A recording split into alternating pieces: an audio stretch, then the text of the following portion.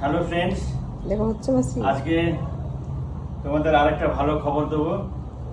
সেটা হচ্ছে এই যে আমার পেশেন্ট, এর বয়স 35 বছর। 35 বছর, কি নাম যেন?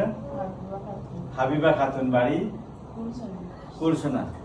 কুলসোনা বাড়ি, 35 বছর বয়স। এর বিয়ে হয়েছে 17 বছর।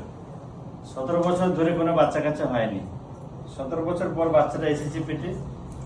তারপর থেকে আমাকে চেক আপটা করিয়েছে। চেক আপ করিয়ে কালকেই সিজারটা হয়েছে। পুরো একদম 4 কেজি বাচ্চা, 4 কেজি না কত? 3 কেজি 700 বাচ্চা হয়েছে।